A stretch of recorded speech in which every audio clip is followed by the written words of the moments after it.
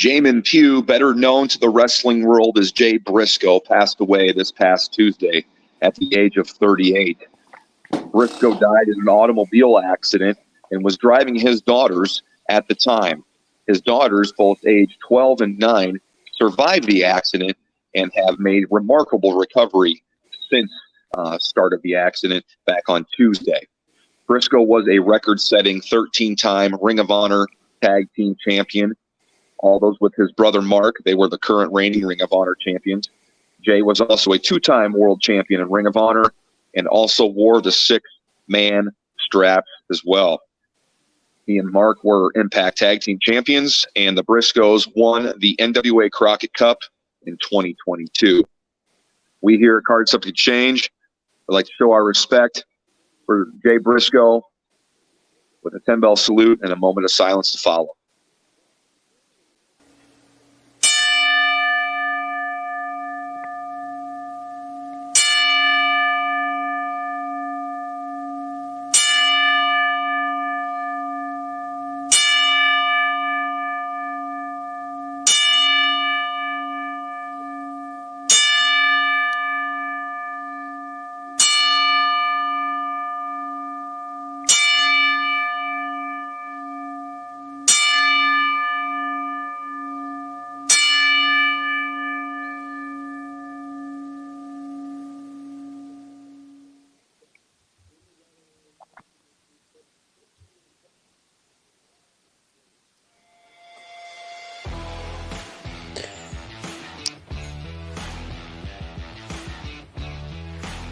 This week on Card Subject to Change, we're bringing in a guest commentator. The Freebirds of Podcasting welcome another tag team champion into the studio. One half of the SCWPro Tag Team Champions, Nico Kline, joins us to talk everything pro wrestling as part of the For Frequency's Sake podcast network. You can catch Card Subject to Change every week. Unlike some other so-called sports, there's no off-season.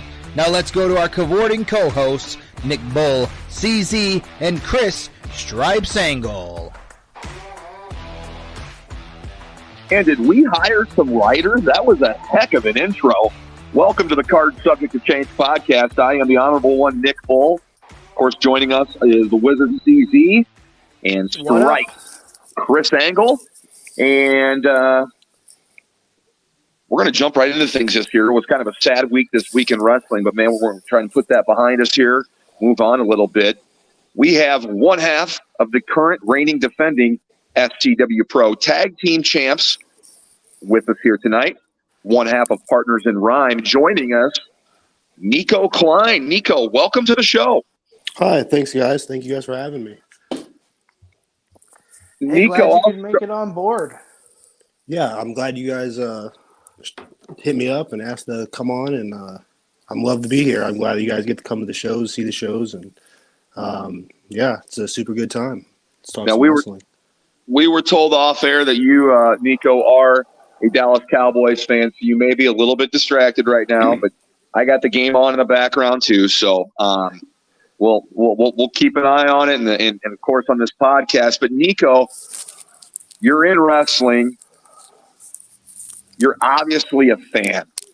Yes. What brought you to wrestling? So like it started for me probably when I was like, I don't know, I want to say maybe 5 or 6 years old. My grandpa would take me to independent wrestling shows here in Davenport, Iowa, locally. SCW shows back then, or they would be AAW pro shows. And pretty much all the top name talent you see now were people that were on those shows. So I got to see them working on the independents. And I seen that it looks like you could have a lot of fun and learn a lot of things, especially like obviously on the independents. So, I mean, I had to try it. And like, there's no reason for me not to do it with a school here, Black and Brave. I'm so grateful for that place because without that, I might not be what I'm like in the situation I'm in right now. So I'm glad it's all worked out so far. I love that answer. You come in, most people are coming in, they're talking about, growing up with the WWE. You're here talking about growing up with everything right in your backyard with SCWPro. Tell me, when you were a kid watching SCW or AAW, who's your favorite wrestler? So it's kind of funny and kind of ironic how it's all played out. Obviously, Tyler Black back in the day, I mean, he was just as good then as he is now. Obviously, he's learned some things. He has, damn near 20 years in this business so far. So, I mean, he's obviously super high up now compared to where he was. But back then, him and Merrick would put on a show. It was great to see, especially when they were tagging. It was crazy. Tyler Black, Colby Lopez, he would go to high school at a local high school right here in town, West High School, and he would go to the YMCA after school. And I would always see him as a kid. I got dropped off there for like an after school program, and I would always see Colby in there working out in the weight room, and I would see them on indie shows here in town too. So I was so fascinated in seeing him being able to wrestle, and then I would also get to see him in the weight room. Working out, obviously watching from afar, big age difference, never talked to him or anything like that, but just knowing that he was a pro wrestler, it just really caught my attention. So obviously around that time is when I started watching WWE, and from there I was like, holy cow, I mean, look at this. Because it was just the moment I see it on TV, because at first I seen, just local shows I got brought to here with like 50 to 100 people. I didn't even know about like there was anything of this on TV or it was televised or anything like that. So once I learned that, I was like, oh man, we're in. Let's do this.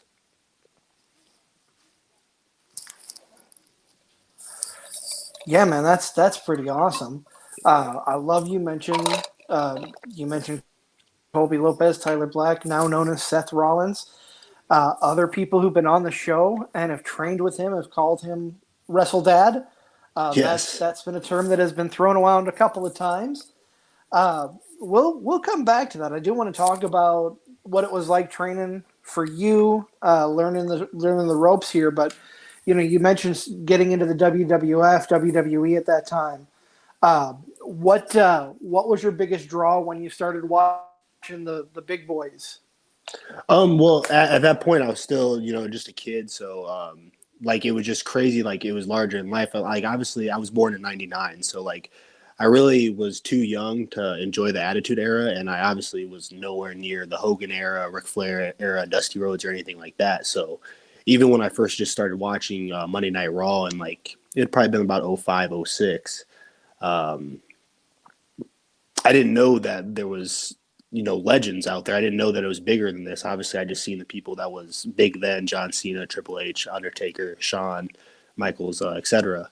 And to see the difference between the people on the independent shows and then to see the people on the TV, like, it was just when they used the term larger than life, it really was larger than life. And you could see that there was a difference. And even as a kid, for me, I could see that there was a difference between what I was watching here in Davenport, Iowa, and what I was seeing on TV. And to learn that and understand that at a young age made me have way more respect for the business, because like, you had to learn how to be good. Like, it wasn't something that just was handed to you. You had to work on it, and I understood that pretty young. So it was just the respect that drew me to it. It wasn't only just like a hobby of watching it. It's just like, I understood like it takes a lot to do that stuff, So, and I'm just grateful that I've gotten to learn it myself, because like some people don't get to learn their dreams, so.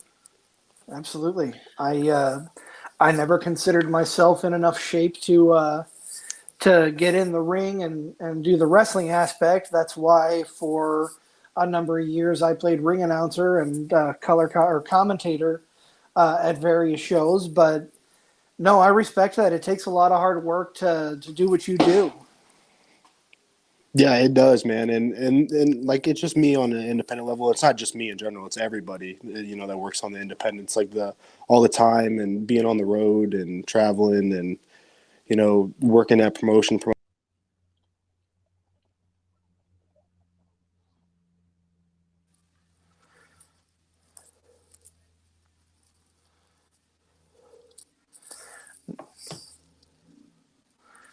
Nico, I think we lost your audio there.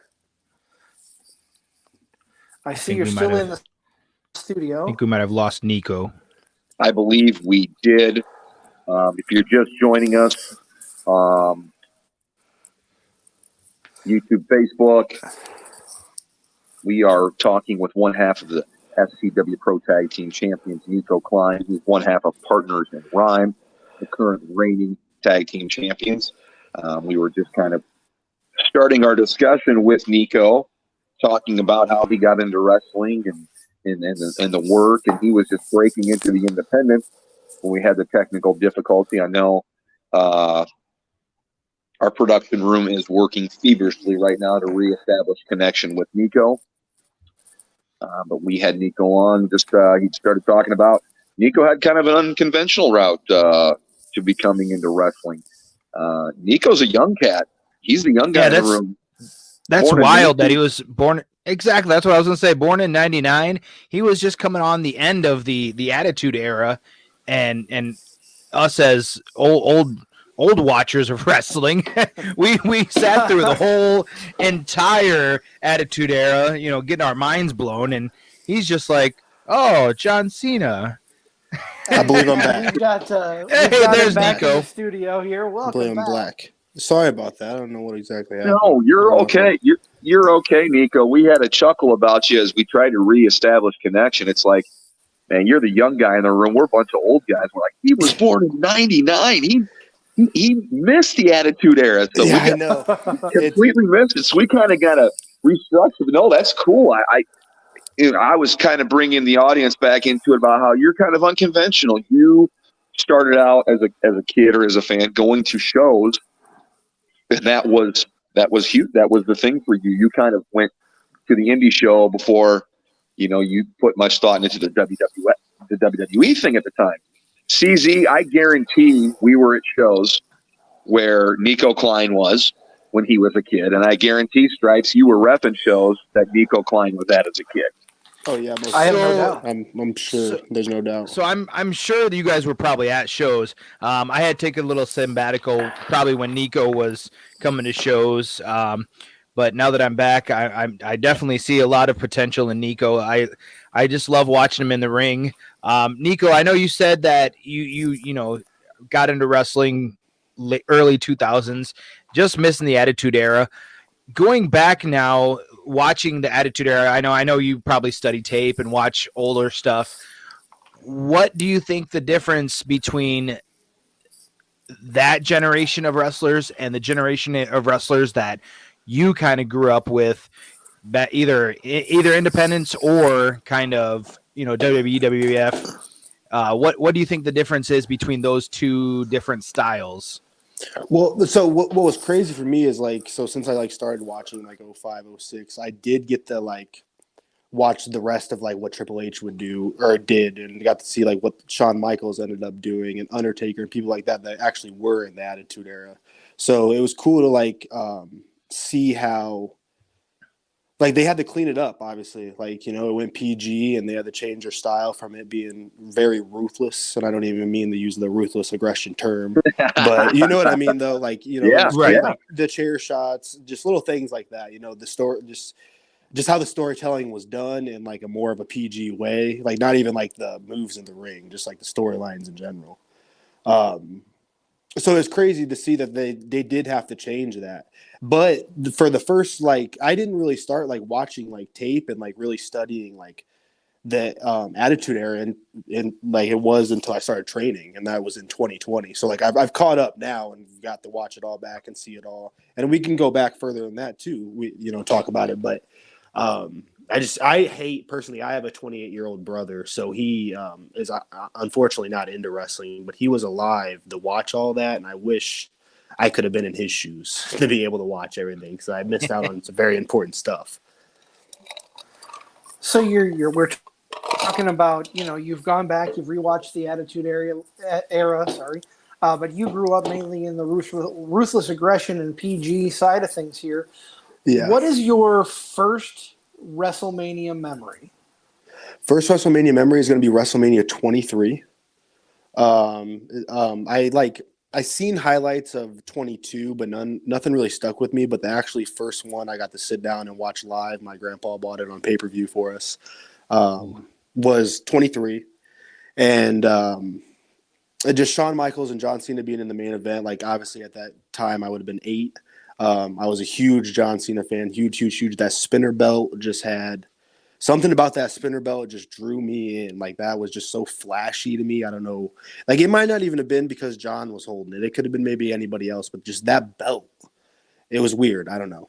But, and then also that Money in the Bank match, you know, having the Hardys in it, it was just Edge was in it also. Like, it just was great, man.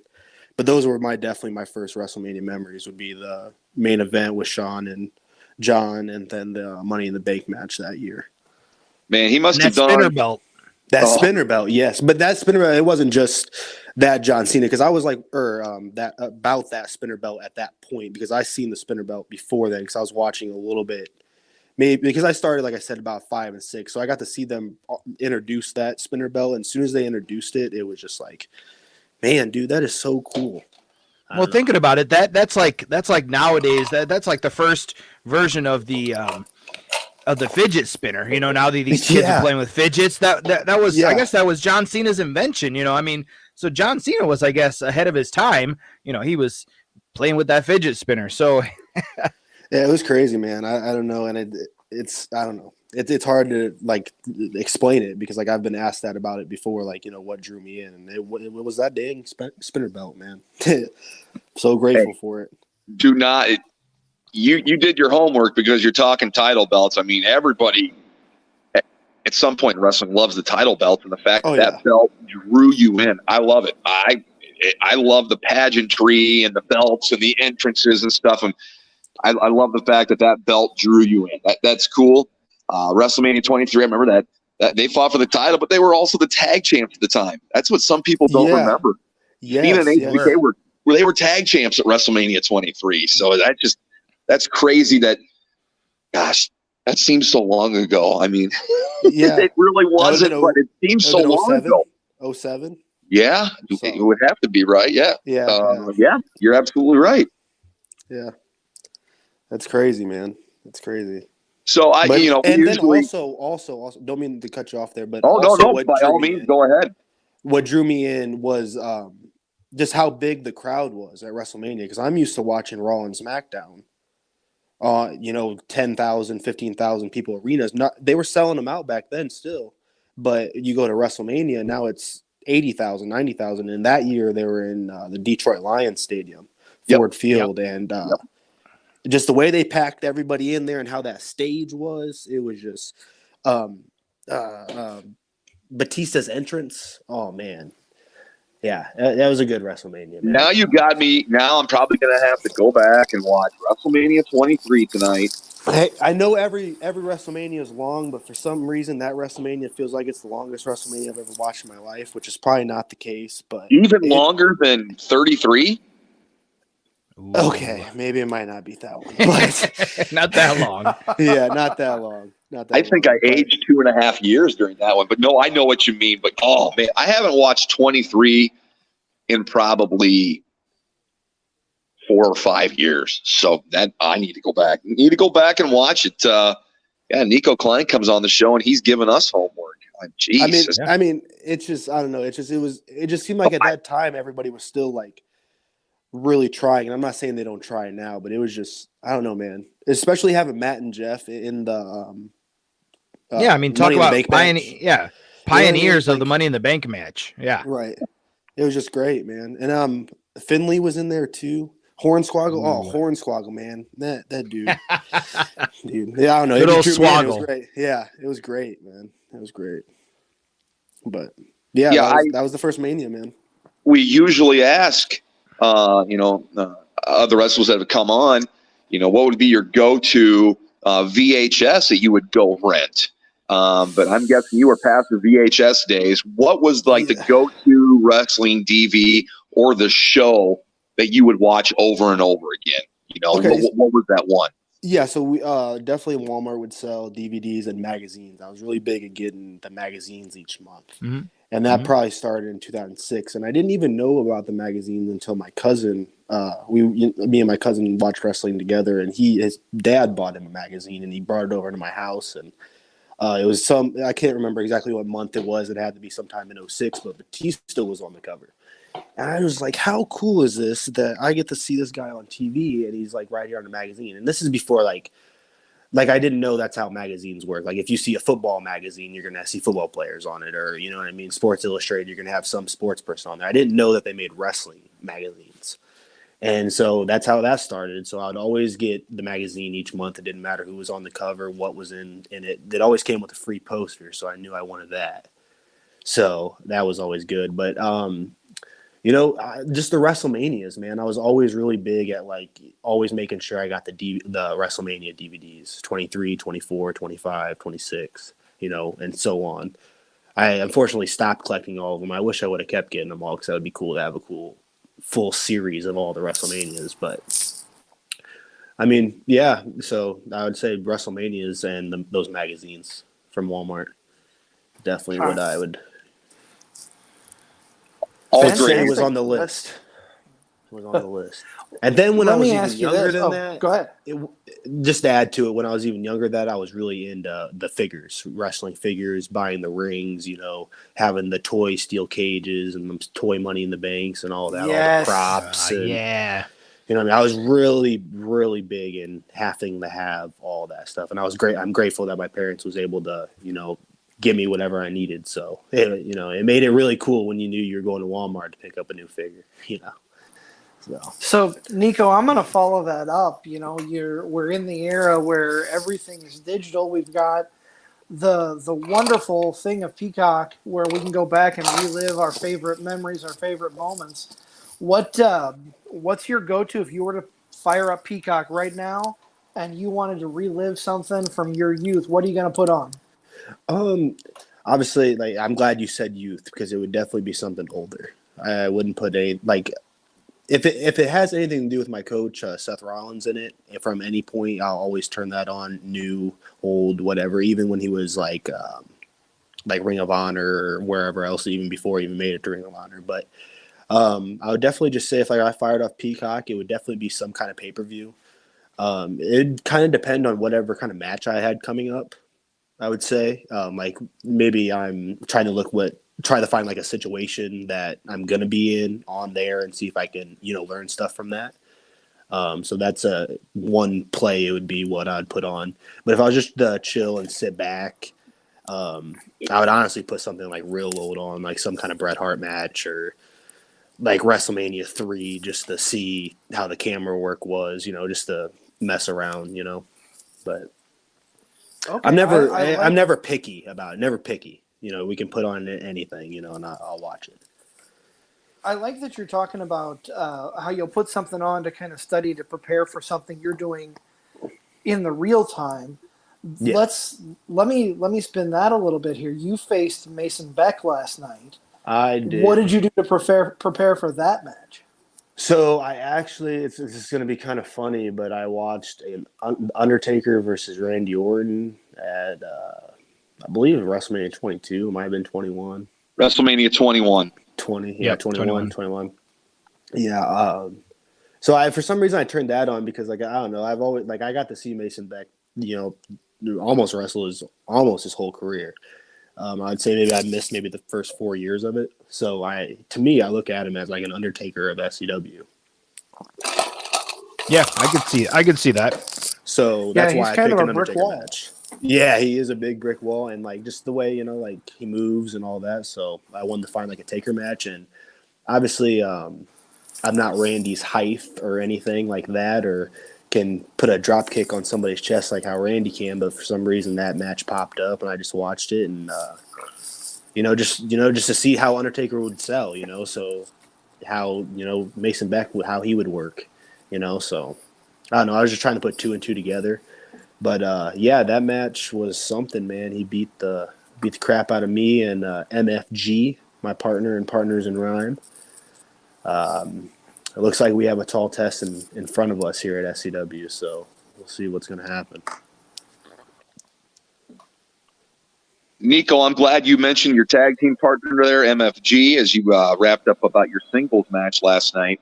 We're going to take a quick break here on the Card Subject Change podcast. But when we come back, we're going to talk tag team wrestling with one half of the tag team champs. Stick around. We'll be right back. We got some bills we got to pay, don't we, CZ? Or we got to get some money to pay bills? Right now, we're actually going to throw to talk about our podcast brethren, Joe Winkle, on his show. So we will be back right after this.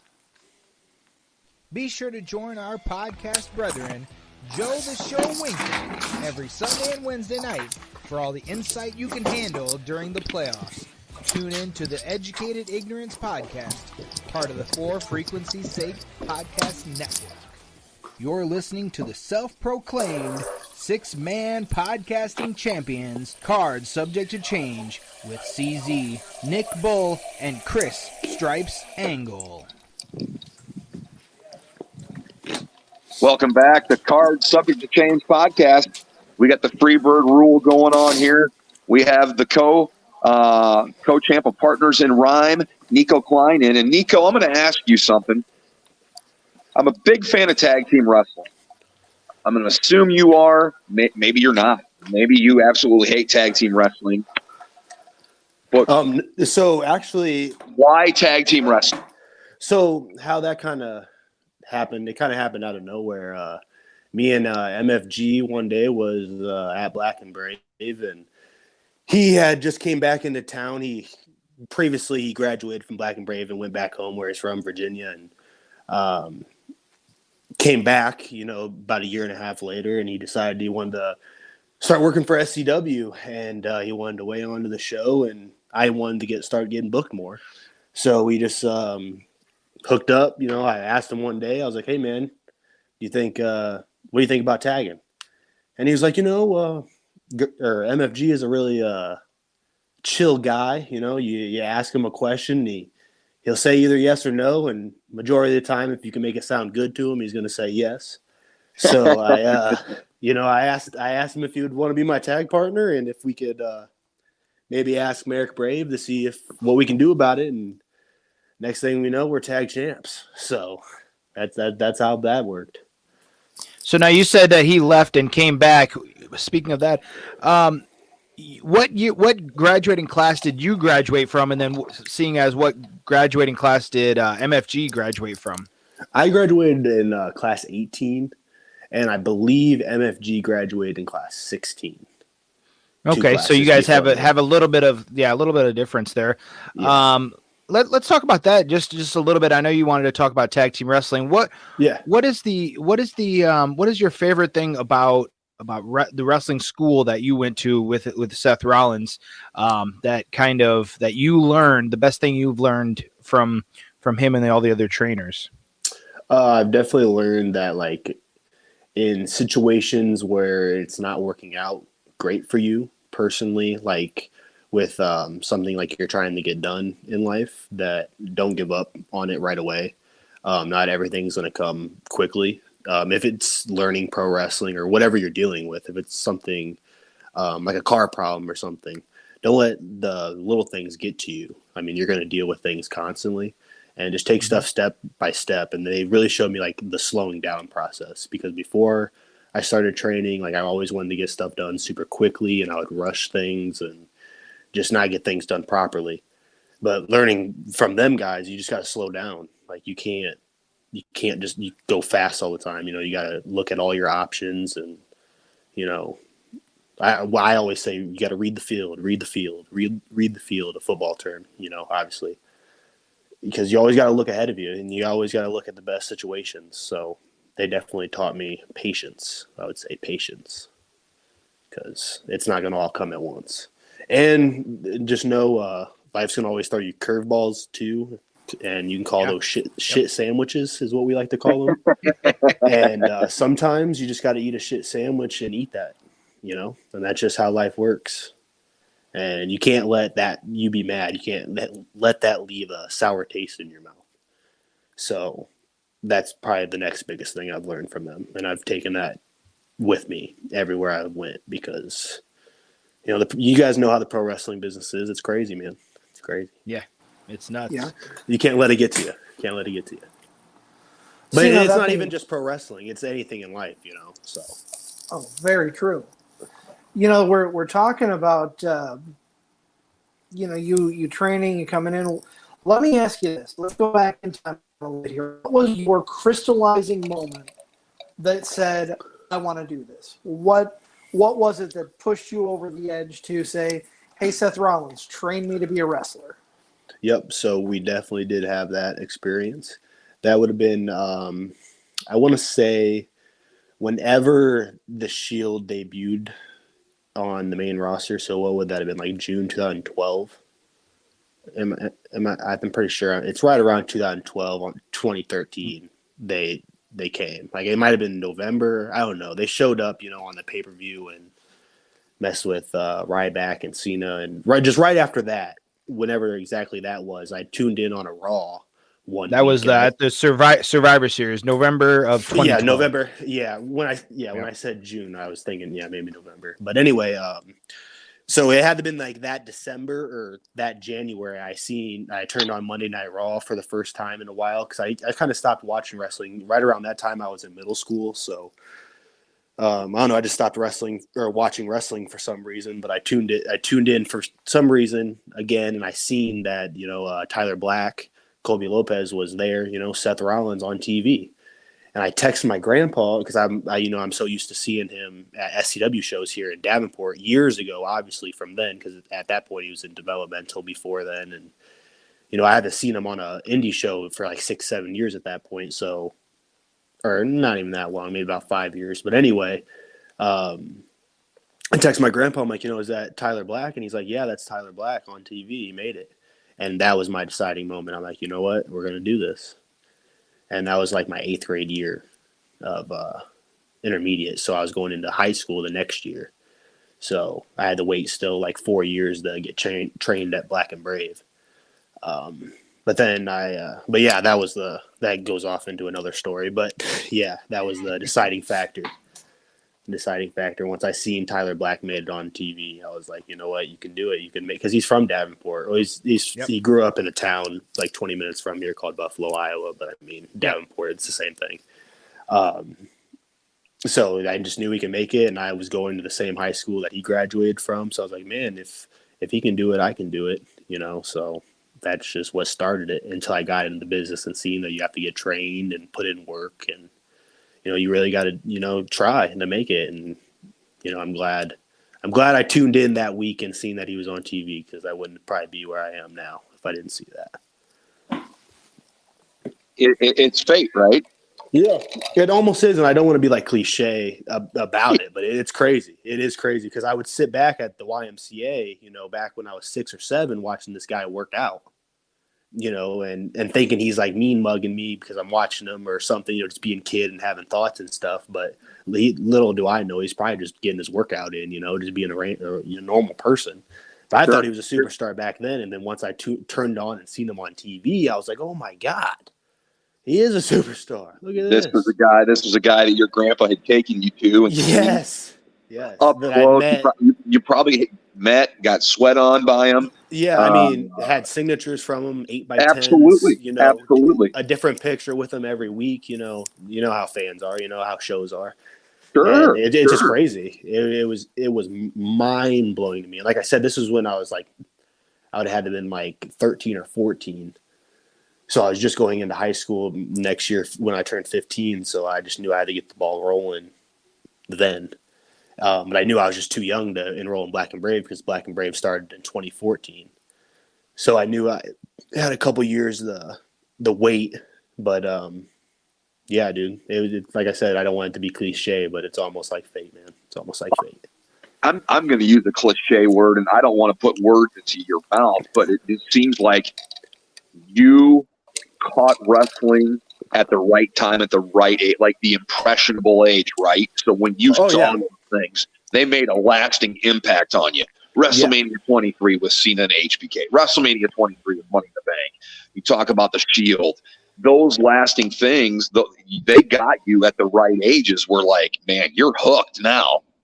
Hooked.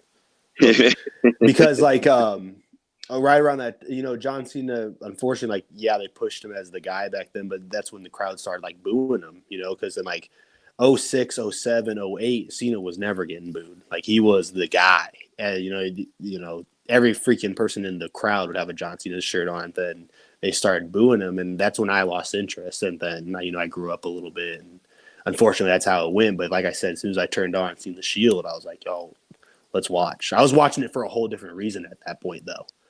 At first I was watching it as a fan, but then I seen that, Seth Rollins made it. And I was like, man, now I'm watching this because I want to do it. Like, this is something like I'm not just watching to be a fan. I'm watching to hopefully do this someday. So it's crazy, man. It's crazy how it all worked out.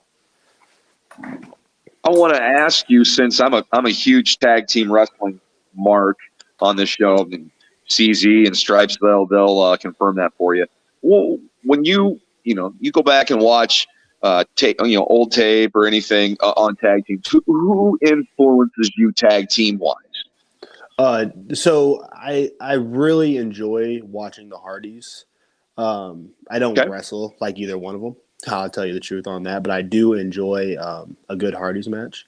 But their older stuff, I don't really like much of their like older WWE, WWF type of stuff. But newer wise, I would definitely say anything Revival, FTR, any of their matches. Bring up the Briscoes, man, Jay and Mark, and some of their matches. I mean, they've been wrestling forever, so definitely things you can pull from them.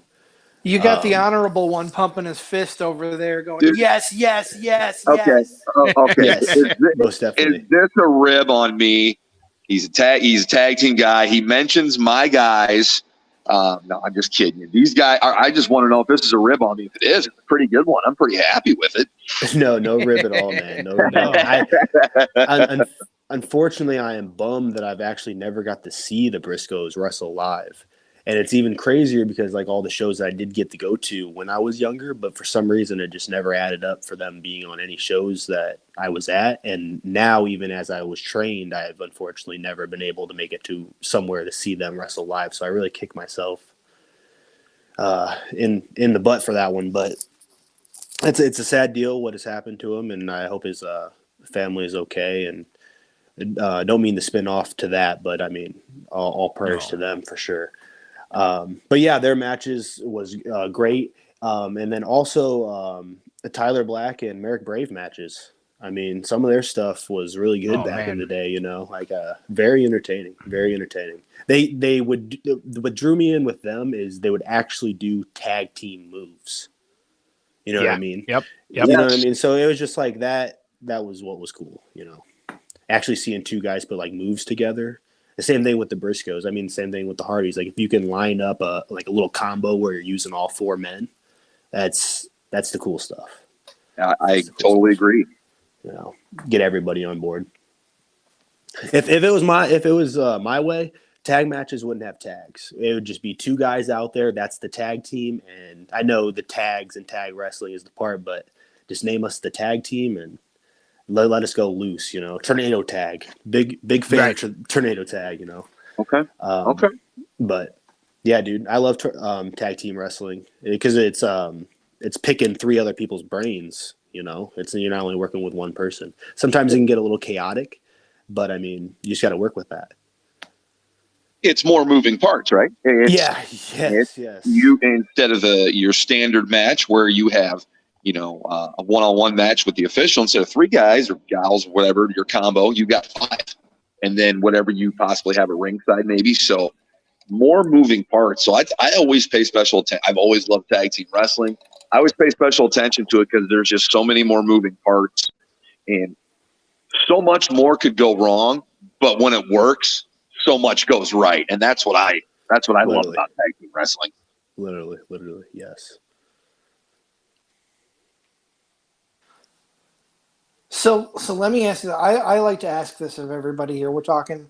I'm going to stray away from tag team wrestling a little bit. Go back to, your fandom as a wrestler. I always love to hear when you started to acknowledge and root for the bad guys in wrestling, and who was it that turned you to the dark side? Let me see here. So it's gonna be crazy, man, but probably Edge. I'd have to say it was Edge back then. I'm gonna still think about it, obviously, when I was like a kid. So Edge right around, I would say, whenever he won the spinner belt from Cena and put that R in it. switched it up on us. Rated R superstar. Yeah. Wait. Yeah. Hold on. Did Grandpa let you watch the live sex celebration on Raw? You know, we got to watch it, man. We got to watch it. We definitely tuned in that week. You know what I mean? I got lucky. You got a cool grandpa there. I got a cool one, man. One of the most awkward, kinky scenes in Raw history. Dude, ain't it nuts, man? Oh, that would never happen today. Never. no. Never. I'm sorry. Go ahead, but I had to ask if you got to watch that because, hey, you saw that, and you saw that at an impressionable age. Yeah, it was crazy. It was some crazy stuff. It definitely made me a little more interested in wrestling. For sure. And the reason I love hearing those answers, and the reason I ask that is because it's a different psychology to play a heel than it is a face. And when you're a fan at home, you know, you root for the bad guys, but eventually you smarten up and say, hey, these guys put on a hell of a show. I don't want to hate this guy as much as I used to. I want to cheer for him because he's given us a hell of a show. Right, and that's the thing about being a good heel. Like, you gotta make them want to hate you. Like, make them, like, it's like hating somebody in real life, you know? Like, they give you reasons to actually really hate them. So if, like, you can give fans, like, a reason for them to actually hate you, then they're going to be entertained to see that baby face kick the shit out of you. You know what I mean? So you just got to keep it entertaining. Absolutely. You know? And Edge was definitely good at keeping it entertaining, you know? But at first, I hated him. You know, I vividly remember one time there was a live event right here across the river at our arena. And I was like the first in line to get the ticket scanned to go in, and the security standing there, the ticket holder ladies. And I was like, hey, by chance, did you see Edge back there? And she doesn't even know who Edge is. She's just doing her job trying to scan tickets and get people in. She doesn't even know what wrestling is. And I was like, if you see him back there, and I held up my middle finger, I was like, can you do this for me? And she was like, yeah, I got you. So at one point, I really did hate Edge. I hated him as a kid. Hated him. And I vividly remember me doing that. It's crazy, man. I think I look back and I laugh now because, like I said, she doesn't even know, you know, who Edge was, or, you know, she doesn't know anything about wrestling. She just clocked in for the day trying to scan some tickets like it's a normal Saturday night, you know. So that's what I find funny now. But yeah, as soon as he got that spinner belt and he put that R in there, I'm like, you know, this guy's kind of a cool guy. You know, what's he doing? So, yeah, the lady that probably was scanning your tickets, she's probably thinking he's talking about that guy from U2, isn't he? Like, yeah, who knows, man? Who knows? She was like, she probably was like, man, these people are crazy, like, you know. But who knows? Who knows? Well, we are going to take one more break here. Card Subject to Change podcast. Thank you for tuning in. We're chatting with Nico Kline. Nico's going to stick around one more segment with us. We're going to talk maybe some Royal Rumble predictions. All that and more after this. You're listening to Card Subject to Change on the For Frequency's Sake Network. Card Subject to Change is looking for dedicated sponsors. If you or your business would like to join the Card Subject to Change podcast, hit us up at our official podcast email, CSTCpodcast2022@gmail.com. All right, we are back talking with one half of the SCWPro Tag Team Champions, Nico Kline. Nico, I know Nick mentioned possibly talking about Rumble predictions with you here, but before we get to that, you had an appearance on the big stage. We all saw you on Monday Night Raw as part of the security team. Talk about that experience. Yeah, so that was crazy. That was back in December. I got to actually do extra work for WB two weeks in a row. The first week was Raw in Milwaukee, and I got to be the doctor for Dominic Mysterio's segment. He needed to get some eye drops dropped in his eye because he got misted by Asuka. So that was a crazy little experience I got to do. That was a live segment shot backstage, so it was really cool to experience that. And then the next week, we got to do extra work again in Des Moines, Iowa. And we got to do security for an Usos, or I should say the Bloodline, and AJ Styles little segment. And then I got to do another little segment on that same show between Kevin Owens and Colby. Seth Rollins was out there as well, and against the Usos too, a little segment holding everybody back. So it was cool, man. It was such a crazy experience because as a kid, I always wondered, what does the backstage look like? What does backstage look like? So to see what it looks like back there and how it's ran and, get to see everybody. It's crazy. It's crazy standing in the gorilla position, watching Triple H do his job, Road Dogg being in there and everybody else that's in there. It's a crazy experience. It's very crazy. I'm grateful I got to do it, especially 2 weeks in a row because I was definitely riding a pretty big high that whole week. Absolutely. I knew I get to do it 1 week again. And I was lucky the first time I went and did extra work in Milwaukee, I was the only one that got picked to be used. So they just randomly select. It's nothing like, very crazy to get picked. But I thought it was really cool that night that I got to actually do something. So I'm very grateful for that. And that it was live. It wasn't like a pre-tape thing. They actually do it right there on the fly. I was like, we're doing it. So and then follow the next up week, to that. Oh, go ahead. Well, then the next week we got to actually do the segment out live in the actually arena with all the fans, 10, 12,000 people, whatever was out there, and actually getting the feel that energy was crazy as well. Follow up to that. When you're backstage at an event like Monday Night Raw and you're there as an extra, do you get to pick from the learning tree of anybody? Like, I know Seth Rollins, your head coach is there, your wrestle dad is there, but do you get to pick the brain of anybody else backstage, kind of learn from the experience of some of the bigger guys? Well, so everybody's kind of doing their own thing.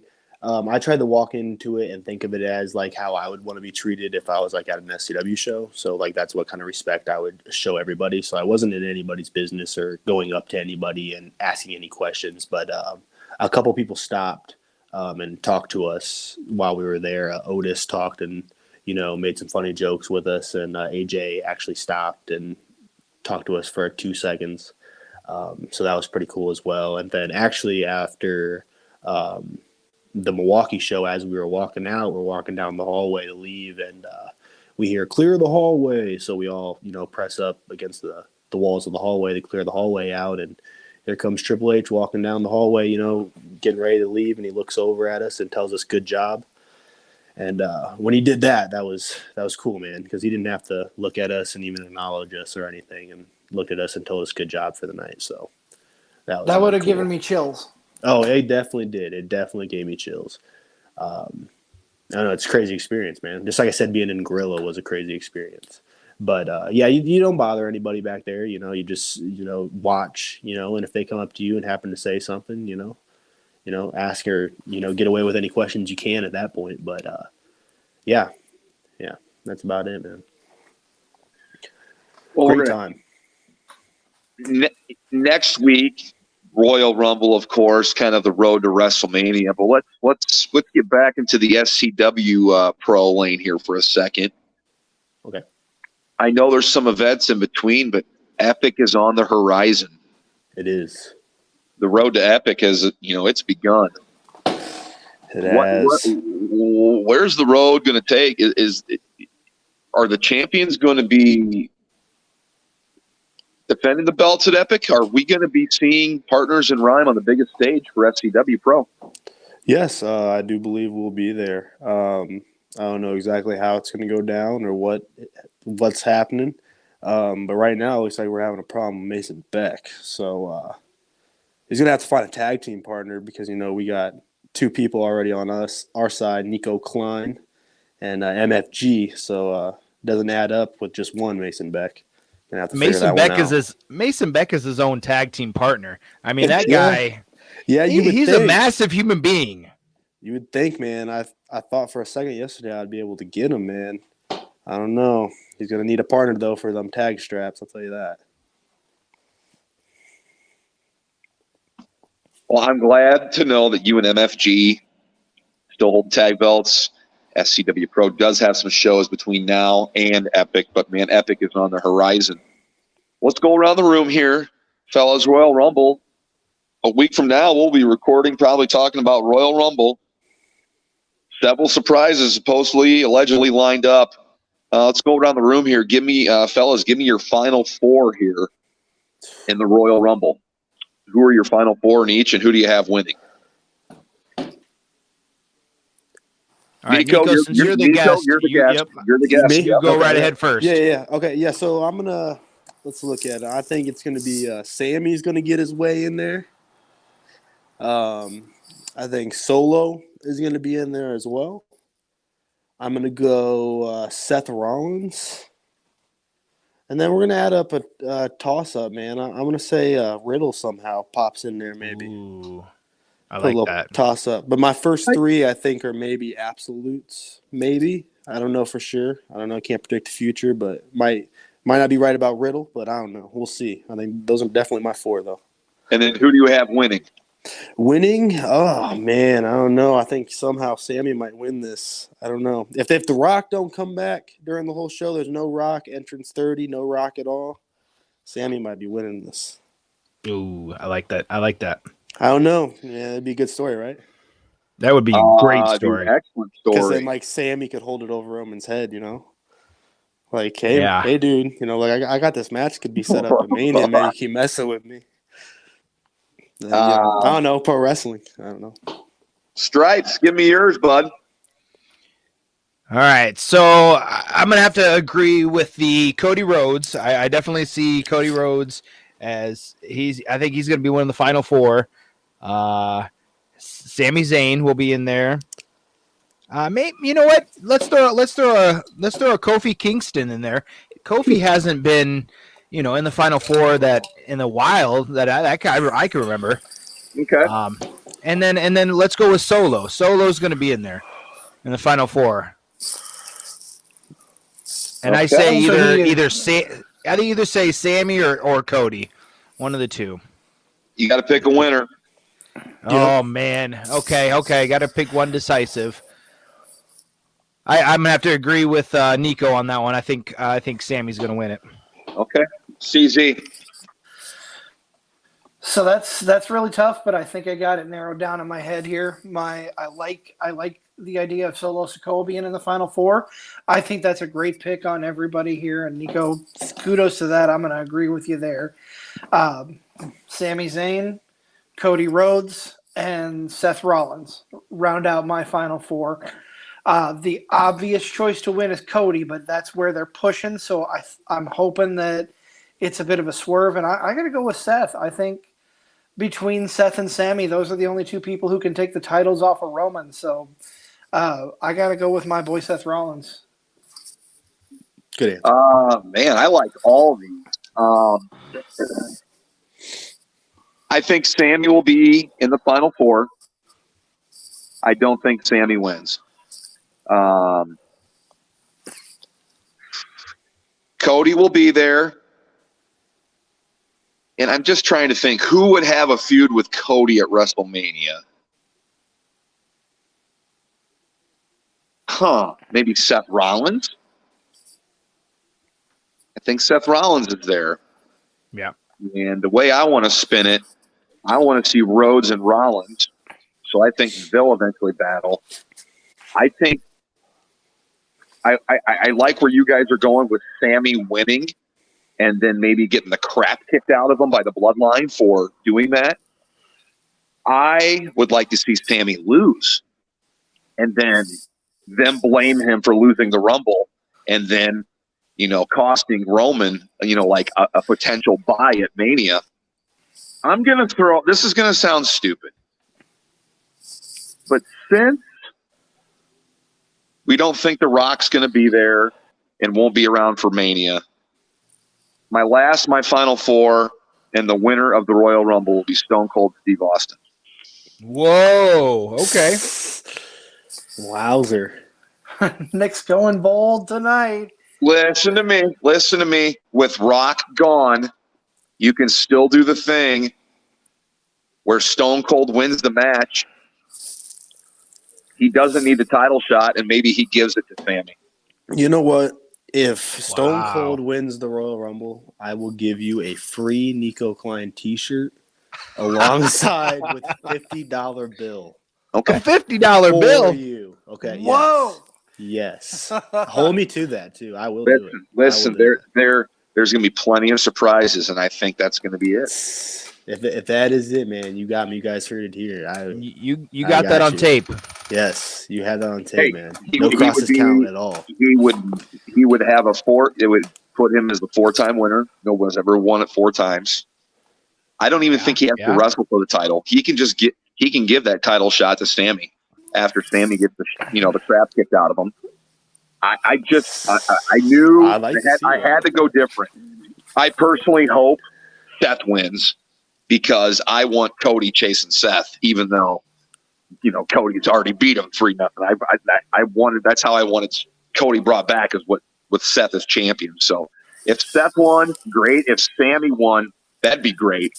But I had to throw the Stone Cold out there. I know it probably won't happen, but the possibility of him at Mania is very true. And Rumble is in San Antonio, so who knows? You know what? You got it there. They are in Texas. I mean, They are. That is good.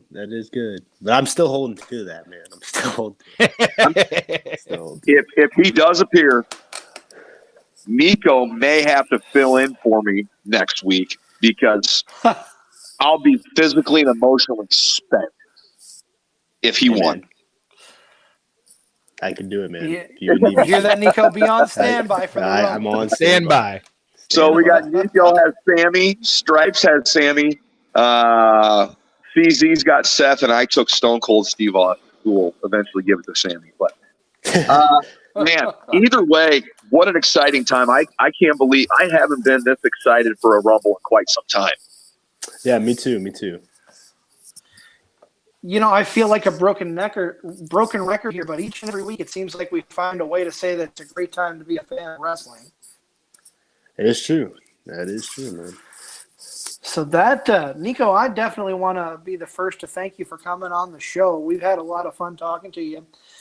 Before we get you off the hook, tell us where we can find you on social media. My social media is here. Let me get you. Make sure we're all right here. Don't want to mess it up. All right, so on Instagram, it's going to be Nico Kline. And then on Twitter, it's going to be Nico_Kline. Pretty simple. But don't get the period and the underscore mixed up. Nico_Kline's Twitter. Nico.Kline is Instagram. And that's where you can find me, man. And you can also find Nico at any SCWPro show. Like we've been saying, he's one half of their tag team champions. Like I said, it's been a pleasure having you on the show. We're going to wrap things up. Let's go around the room. Stripes, let's see if you did your homework this week. Where can we find you on social? And I did do my homework this week. I am on Twitter at CAngle007 on Twitter. That's pretty much where you can find me. Nick, tell us your social tags. I am at NickBull55 on Twitter, Bully55 on IG, and you can find me Nick Bull on Facebook. Reach out to me, interact. I love interacting with people. Ask questions. Hopefully we can find answers for you. And you can find me at The Wizard, both on IG, Twitter, Chris Jack on Instagram. The show is at CSTC Podcast. Across the board, Facebook, Instagram, Twitter, YouTube, Card Subject Change Podcast on Facebook. One final thing before we put a bow on this show. Big announcement. 2 weeks from now, we will have Shane, the Shove Hollister, joining us in the studio. I am super excited for that interview. I don't want to speak for anybody else. But if you've been tuning in live, we appreciate you. If you're tuning in after the fact, we appreciate you. Be sure to like, share, subscribe, give us a comment, send us a follow. We love interacting with our fans, and we will see you next week talking about the 2023 Royal Rumble.